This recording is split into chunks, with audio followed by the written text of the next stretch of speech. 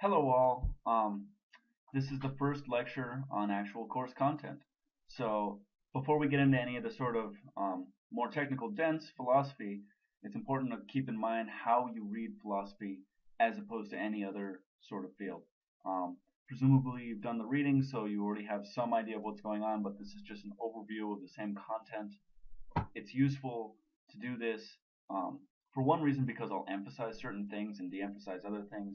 For quizzes or weekly writings, you can kind of focus what you should think about a little bit more and what you should make sure to comprehend. And I mean, it's just a pretty standard way to go about things. There's distinctive features about philosophy, and there's also a lot of features that you probably are familiar with. I imagine some of you have taken philosophy before, so some of this may not be so surprising, but other parts may be a bit different. And in any case, it's important to keep at the forefront of your mind um, for doing philosophy. So with that in mind, I'll just be overviewing some of what Vaughn said. So what is philosophy? So etymologically, in terms of the breakdown of the meaning of the prefix and suffix, philosophy is philosophia, right? So that's Greek. Philo means love. What's a good, like a dendrophiliac? A dendrophiliac is someone that loves trees. Um, so, and then Sophia is wisdom. So philosophia is the love of wisdom. And so that's just a historical vestige that we've kept from the Greeks till now. Nowadays it means something a bit different.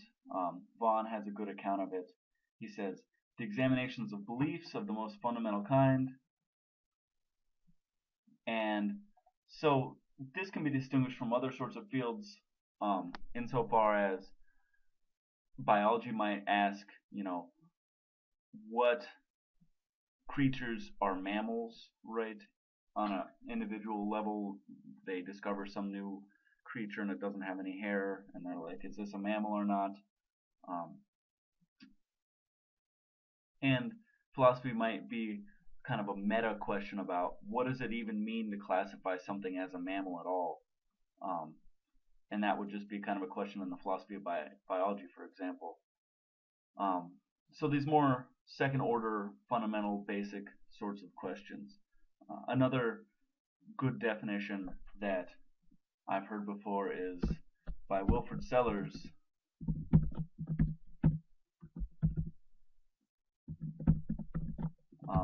How things in the broadest sense hang together. Broadest sense. So how things in the most general way you can construe it, like things as in numbers and God and cats, all of those things are things in a really broad sense, hang together, are in some way related, so in a very general sense as well. So that's another good account. But in any case, the idea is that it's just this fundamental examination. So rather than a body of doctrine, per se, it's more of a field of inquiry. So there's not a whole lot of things that philosophers agree upon. They just basically agree upon the methods, using arguments, clarifying concepts, using reason. These are just sort of the overarching themes that philosophy consists in.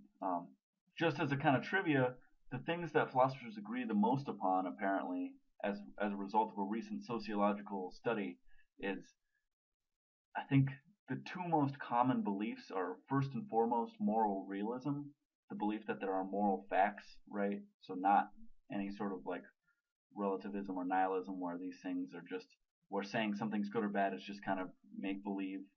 And then the other most commonly held belief is apparently atheism, which is like at 75%. So yeah, just interesting trivia there. So clarifying concepts, right? This might seem like just you hear the pejorative term, this is just semantics, right? And so to an extent, you might be legitimate in thinking that philosophers parse some pretty fine hairs, but there's some interesting questions that can be asked um, about relevant aspects of our existence. So it might be an important question as to whether, um, what's a person? What defines a person? Who counts as a person? What is life? And these are conceptual questions, right? Like you're not going to go out and look under a good enough microscope and find out what it is to be a person. This is a matter of the way concepts are constructed. So it can evaluate those sorts of issues. Another interesting example that the department chair at Virginia Tech just recently gave a graduation talk, and he suggested this example was what constitutes a single event. So the case was on 9/11, was it one event that the Twin Towers fell, or was there two events in which one plane hit a tower and then a totally different plane from a different place hit a second tower? And so you might again be like, why does this matter? It happened. One reason why it matters is for the very practical reasons of insurance. So insurance companies, you might imagine, didn't want to pay for double the damages. So they only wanted to pay for one event as opposed to two. And the difference was $3.5 billion. If it's two events, they have to pay $3.5 billion twice, total of $7 billion. And if it's one event, then they only have to pay 3.5 total. So this sort of conceptual analysis is very important. It's the sort of things that lawyers do all the time, and that's why philosophers historically have made good lawyers and do well in the LSAT and that sort of thing. Right, so that's an overview of that issue. So there are a number of branches of philosophy, and the ones that we're going to be interested in most are metaphysics and epistemology. So metaphysics is the study of reality, the study of fundamental nature of the universe and the things in it. So an old philosophical question is there a God? You might wonder about what is a chair. Maybe that's not interesting to you, but is a chair a thing apart from the pieces it's made up of? Is it its own sort of thing, or is it just a collection of pieces of plastic or wood put together and we just invent a term chair for that sort of thing? Axiology is the really broad term for anything that's in value theory, and so the two largest categories of value theory are aesthetics, right, like matters of beauty and taste, and ethics, the study of what we should do and why. So yeah, but we'll be less concerned with that. Epistemology is the study of knowledge and knowing. So what is knowledge? What's a justified true belief? That sort of thing. And that's the other major issue we'll talk about. I don't want to be too redundant here. I've talked about these a bit already. And then logic is its own distinct field, and it's the study of correct inference. So in a certain sense, it seems really straightforward that this sort of inference works. So this first part says if P then Q. So hypothetically, imagine that we'll just stay with the variables. If P then Q, right? And it turns out that P is in fact true. Then therefore what follows, right? Clearly Q. But why is this the case? So one, you can study all the various different types of valid inferences and strong inferences you can make, and we'll get to what that means later. But you can also ask the sort of meta-logic question of how is it even the case that this is legitimate? And it gets pretty weird, as you can imagine. It's kind of like, yeah, there's mathematics like this also, where it's like justifying the fact that 1 + 1 = 2. It's possible to justify, but yeah. So in any case, interesting stuff. If you're more worried about that, you can ask me at any time, but we won't get into it here. So this is getting back to the more basics of how we should approach philosophy, and this is just directly from the text, so I won't beat this too much, but it's worth repeating. So the first thing you should do when you read most texts, especially philosophy, is approach it with an open mind. So philosophy consists of arguments in general, or for the most part. So you need to rationally approach an argument and see whether or not it follows. Um, and so part of what this entails is Vaughn doesn't explicitly reference this, but this I think captures a lot and it's very important. It's the principle of charity. Um, and the principle of charity is just this simple idea that you should interpret a position as strongly as it can reasonably be interpreted. So when you're listening to somebody else argue and they say something that's a little off, but you know what they're intending, interpret it the way that makes the most sense. Not only will you be considered a more decent human being for doing this, and you won't be that annoying academic type, it also ensures that you get the best sort of argument so that when you do eventually rebut it, if that's what you're interested in doing, you're in a position to knock down the strongest version, right? You're not attacking a straw man, which is a form of fallacy, as you'll learn, or you may know. So this is a very important thing to keep in mind, I think, especially for when you're writing on various philosophers. So you might come across a position that you find crazy and silly, but keep in mind that if we're reading it in this class, this was a brilliant person and there's probably a reason why we're reading them, and most likely they're not just very simply confused or crazy. There's probably something a little bit more intelligible going on. So interpret it charitably, make it as strong as you can, and then knock it down, and that's a much better job than just attacking a simplistic version. So, and that's the biggest point that I want to stress throughout any of these 5 steps. So read actively and critically. One thing that you can do, I think, in other sorts of disciplines, I was also a history major when I was an undergrad. In history, you can read much faster. It kind of just comes, and you can maybe, miss a sentence or just kind of zone out for a second and just keep going because these are really long, extended arguments trying to prove some historical trend or something like that. Philosophy is not like that. If you're not actively reading each sentence, there's a good chance you could just miss a critical premise and not understand what's following. So, for the most part, the readings are fairly short, day to day, but it's important that you really spend a good amount of time reading it.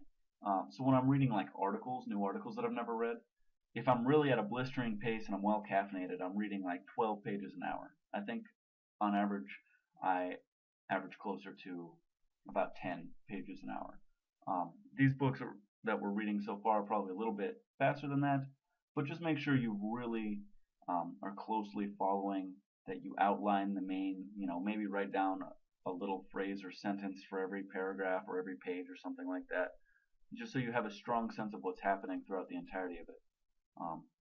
Because a lot of what you'll do will be reconstructing this material later, or in your writing weekly writings, or I might ask you about something in particular in a quiz or something like that. So if you just have it on hand, you'll be in a much better position. So like I've already kind of noted, moving on to 3 here, philosophy consists in arguments. So one of the easiest ways to do philosophy well is to identify what the intended conclusion is, and then once you have that in mind, see whether or not it follows based on if the premises support that conclusion. So in this way, you'll be in a better position to understand the big picture because you know what's trying to be reached. You know what the conclusion is. And it's just a matter of whether or not they get there or not. The author, that is. And I guess I already skipped ahead to 4, so I won't beat that horse. But yeah, that's a very good idea to outline, paraphrase, summarize. And we'll talk a little bit more about what that entails. But for now, it's just sufficient to know that, you should take notes. You'll be better off if anything ever comes up throughout the course and you need to review. More of this is on you and less on me as a result of the online nature of it. So taking good notes, spending a little bit more time out of class is going to be important to your success. And evaluating arguments, we'll get into that more later. There'll be additional readings that address this issue, but there'll be characteristic features of arguments that you want to understand, and be able to appraise arguments of whether or not they have those features. So like soundness and validity, or if it's inductively strong, or these sorts of things.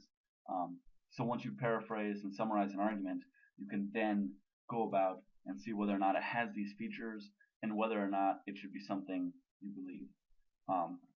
And so in general, if you aren't convinced by an argument in a paper, you should try to find a reason for your skepticism. Because if you can find no rational grounds for being skeptical or not believing in the conclusion, then it just seems like, we're not being reasonable if we just say, I don't like it. You want to be able to point to some feature of that argument that makes it weak. Okay.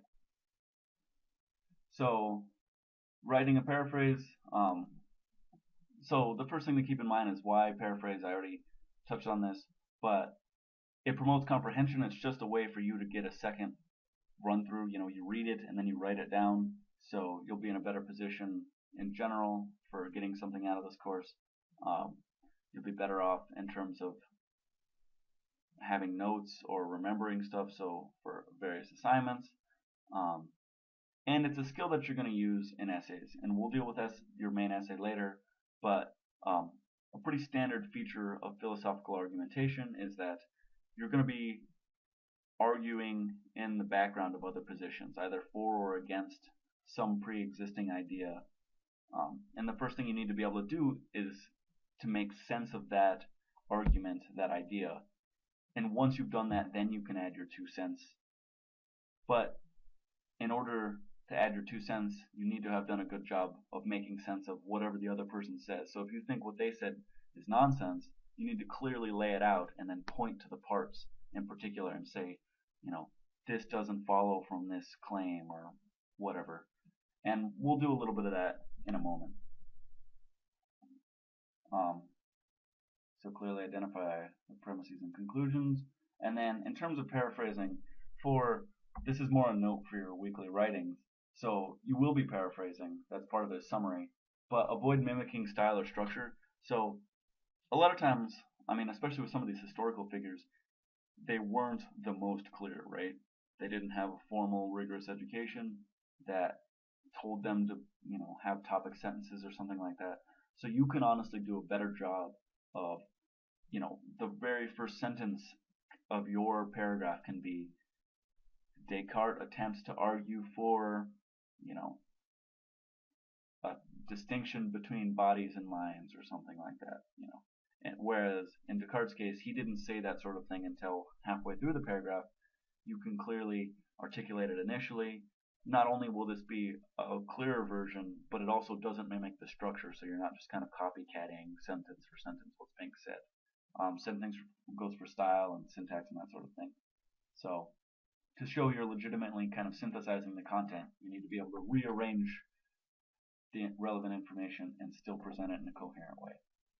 So last thing we'll do here, it's just a little example of this, and this is in the book as well, and Rachel's does a pretty good job of analyzing it, but I'll just give an overview in case you get lost in the details, because I think that's easy to do.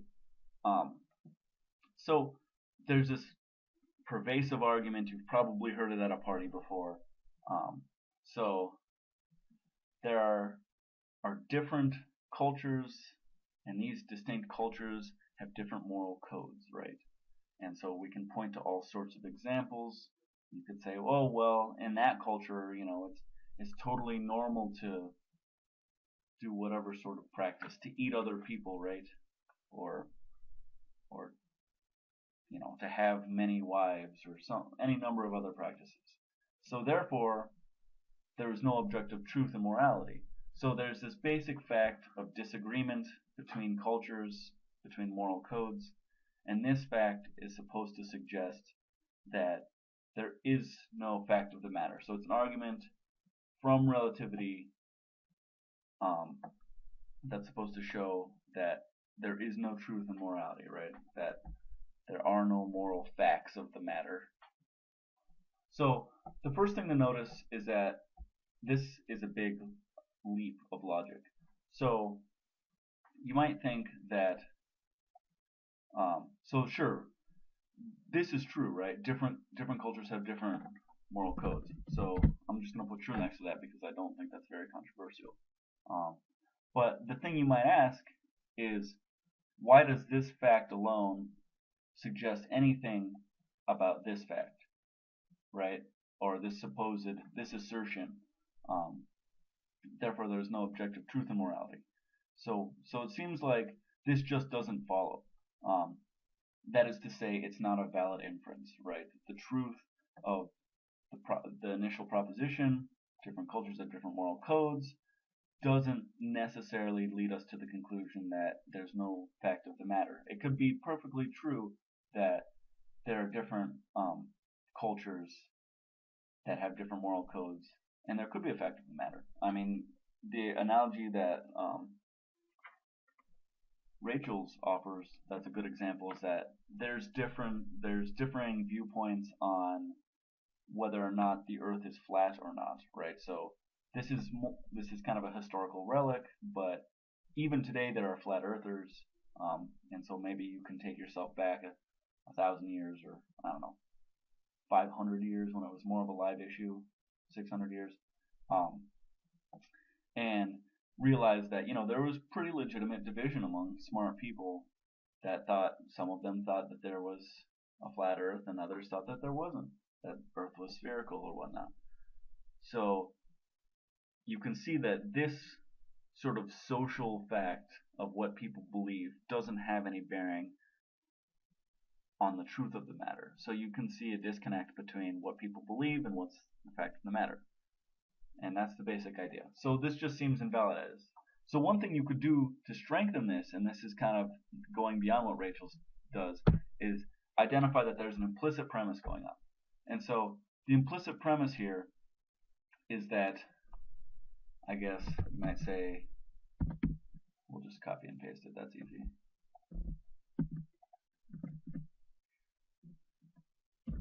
Then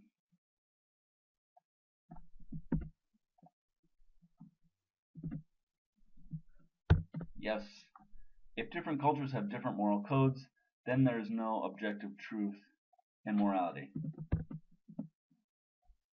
And that might be kind of a background assumption that's operating when people provide this argument for relativism.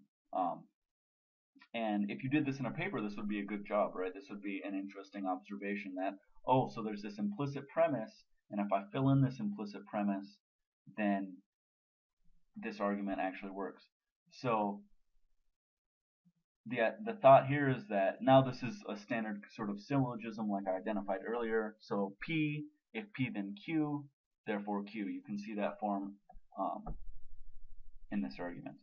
So now the question is, it's valid, right? We've identified that it follows, but the next issue is, are all of the premises true? So is it true? So we've already identified that the first one pretty much seems true. And then the second one is, if different cultures have different moral codes, then there's no objective truth of the matter. And we've already somewhat discussed why this is just false. We can draw a good job in a paper would be to draw an analogy with another case. Say something about, oh, geology or geographers once had a debate on this issue, and now there's no debate regarding, flat Earth or not. And that debate had nothing to do about whether or not the Earth was actually flat or not. So this one seems false. So this argument just doesn't work, and that's kind of why. So this is just supposed to be an exercise in applying what's happened in the course so far. So I hope that was helpful. Always email me questions if you have any, and keep in mind that some of this stuff may come up on quizzes and that sort of thing. Okay, thank you for your time.